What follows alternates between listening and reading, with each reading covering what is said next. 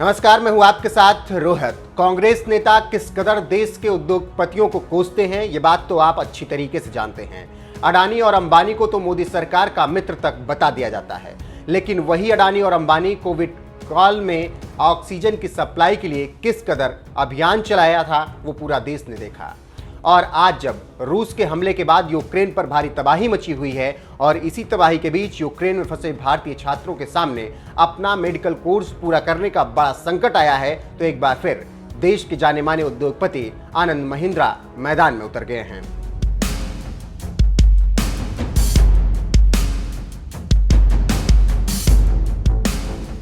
दरअसल महंगी पढ़ाई और मेडिकल सीटों के अभाव में बड़ी संख्या में भारत के छात्र मेडिकल की पढ़ाई करने के लिए यूक्रेन जैसे कई देशों का रुख कर लेते हैं और आज इसी का खामियाजा यूक्रेन गए ये छात्र भुगत रहे हैं, क्योंकि रूस के हमले के बाद अब इन छात्रों के सामने सबसे बड़ा संकट ये खड़ा हो गया है कि वो अपना मेडिकल कोर्स कैसे पूरा करेंगे।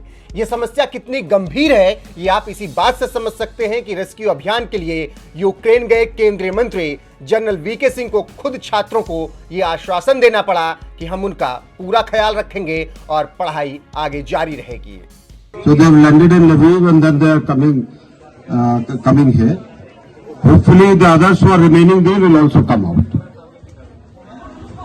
There is only one area of concern which I want to share with you. आप में से ज्यादातर लोग तो यहाँ पर बैठे हैं जिनको अपना घर प्यारा है, वो जाने की तैयारी में है, क्योंकि आपके पेरेंट्स भी आपको बुला रहे हैं, वो ज्यादा वरिड है।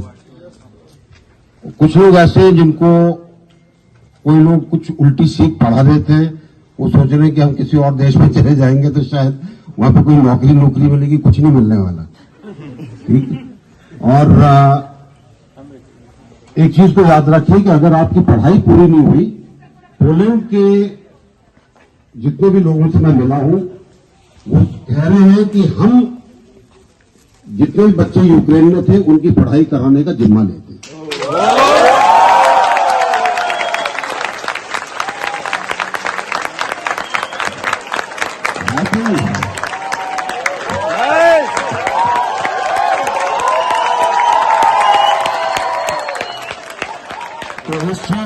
तो इस चीज को सबको बताइएगा।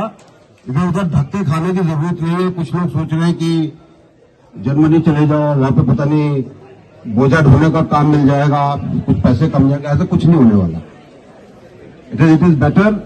यूक्रेन में मेडिकल की पढ़ाई कर रहे छात्रों के सामने अपना कोर्स पूरा करने का संकट आया। द टाइम्स ऑफ इंडिया की एक रिपोर्ट में विदेश मंत्रालय के हवाले से बताया गया कि चीन में 23,000 भारतीय छात्र मेडिकल की पढ़ाई कर रहे हैं, यूक्रेन में 18,000 भारतीय छात्र मेडिकल की पढ़ाई कर रहे हैं, रूस में 16,500 छात्र मेडिकल की पढ़ाई कर रहे हैं, फिलीपींस में 15,000 छात्र मेडिकल की पढ़ाई कर रहे हैं, किर्गिस्तान में 10,000 छात्र मेडिकल की पढ़ाई करने हुए गए हैं, जॉर्जिया में 7,500 भारतीय छात्र मेडिकल की पढ़ाई कर रहे हैं, बांग्लादेश में 5,200 भारतीय छात्र मेडिकल की पढ़ाई करने गए हैं, कजाकिस्तान में 5,200 छात्र मेडिकल की पढ़ाई कर रहे हैं, पोलैंड में 4,000 भारतीय छात्र मेडिकल की पढ़ाई करने गए हैं, आर्मेनिया में 3,000 भारतीय छात्र मेडिकल की पढ़ाई करने के लिए गए हुए हैं। भारत के बाहर जाकर मेडिकल की पढ़ाई करने वाले भारतीय छात्रों का यह आंकड़ा देखकर खुद आनंद महिंद्रा भी दंग रह गए और तुरंत अपनी कंपनी के एक अधिकारी से पूछ लिया कि क्या हम मेडिकल कॉलेज खोलने पर विचार कर सकते हैं। उन्होंने एक ट्वीट में हैरानी जताते हुए कहा, मुझे पता नहीं था कि देश में मेडिकल कॉलेजों की इतनी कमी है। इसी ट्वीट में आनंद महिंद्रा ने टेक महिंद्रा के सीईओ सीपी गुरनानी को टैग करते हुए पूछा कि क्या हम महिंद्रा यूनिवर्सिटी में एक मेडिकल कॉलेज खोलने पर विचार कर सकते हैं। महिंद्रा ग्रुप के चेयरमैन ने जब सवाल पूछा तो सीईओ सीपी गुरनानी का जवाब भी आना ही था, तो उन्होंने खुद एक ट्वीट में जवाब देते हुए कहा, हाँ आनंद, तकनीकी में हेल्थ सेक्टर हमारे लिए फोकस वाला क्षेत्र रहा है। महिंद्रा यूनिवर्सिटी में अभी तत्काल के लिए इसका कोई रोड मैप तो नहीं है, लेकिन टीम भविष्य के लिए मूल्यांकन करेगी। आनंद महिंद्रा टेक महिंद्रा के सीईओ सीपी गुरनानी से मेडिकल कॉलेज की चर्चा कर ही रहे थे कि पी वाम श्रीधर रेड्डी नाम के ट्विटर यूजर ने आनंद महिंद्रा के आइडिया की तारीफ करते हुए कहा, हाँ आपका आइडिया अच्छा है, लेकिन दूसरे मेडिकल संस्थानों की तरह आप भी इसकी फीस करोड़ों में मत रखिएगा।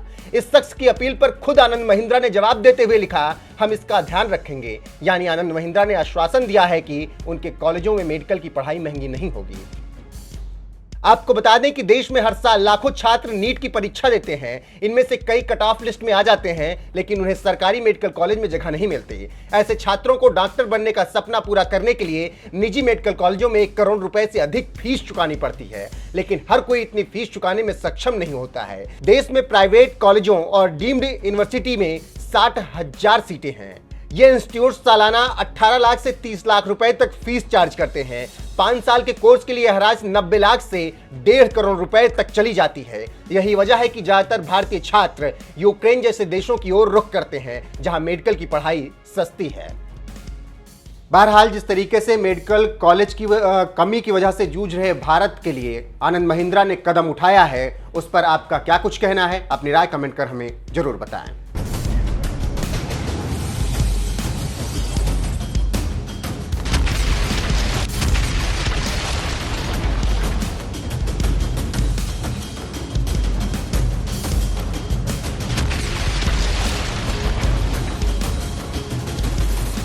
जीवन में आप लोगों को ऐसे अनुभव से गुजरना पड़ा है, इतनी छोटी आयु में, वो भी दूर, अकेले।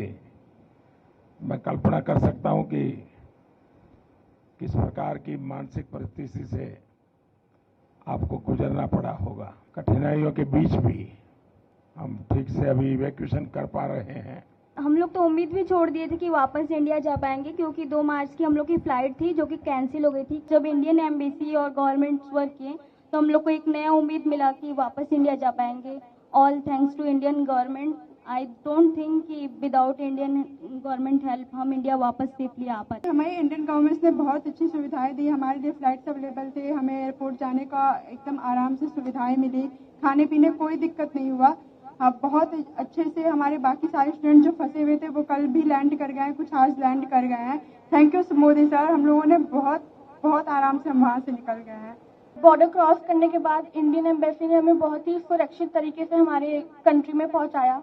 तो मैं हमारे प्रधानमंत्री नरेंद्र मोदी जी यानी कि आपका बहुत ही धन्यवाद कहना चाहूँगी कि आपने मुझे मेरे घर तक सुरक्षित पहुँचाया। और मुझे विश्वास है कि और भी जो बच्चे फंसे हैं आप उन्हें भी जल्द से जल्द उनके घर पहुँचा देंगे।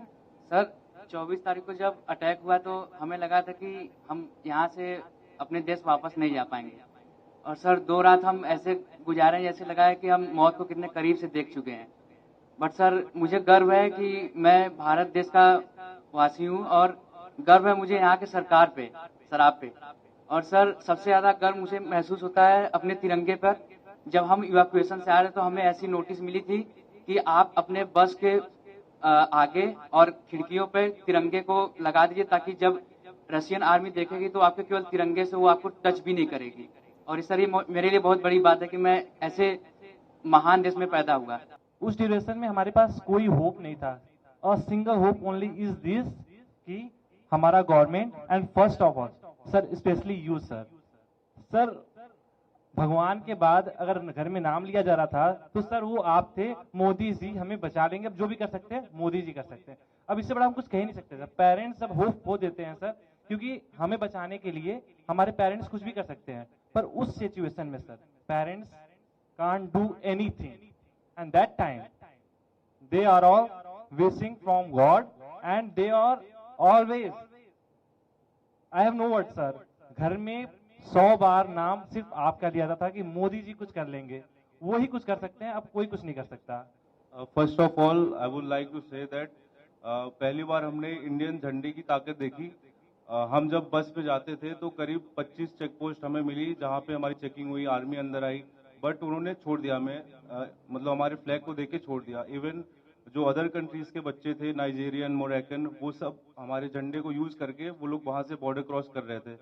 तो sir thank you so much for evacuating us, thank you so much sir. मेरी दादी ने मुझे ये बोला था कि क्योंकि मेरे फादर आर्मी में है तो उन्होंने बोला था कि तुम्हारे पिताजी ने तो ये वॉर नहीं देखा जो तुम फेस करके आ रही हो, लेकिन उन्होंने ये कहा कि मोदी सरकार जी पे पूरा भरोसा है कि अगर कोई नहीं तो वो तो आपको जरूर ही निकाल देंगे। जब अटैक हुआ था 24 को तो 25 को हम सारे राशन वाशन की लाइन में लगे। हमें लगा कि 1 हफ्ते लग जाएंगे हमें इवैक्यूएशन के लिए, लेकिन हमें 26 को ही मैसेज आ गया कि आज आपका इवैक्यूएशन है। हम बॉर्डर पहुंचे, फिर वहां से हम रोमानियन बॉर्डर को क्रॉस किया और फिर वहां से इंडियन एम्बेसी ने हमारा बहुत साथ दिया, हमें तुरंत इवैक्यूएट किया गया, फ्री फ्लाइट्स, फ्री एवरीथिंग। मेरे पास तो इंडियन करेंसी भी नहीं थी लाने के लिए कुछ भी। तो हम लोग सो ही नहीं पा रहे थे कि अटैक हो गया, अब हम लोग के साथ भी कुछ भी हो सकता है।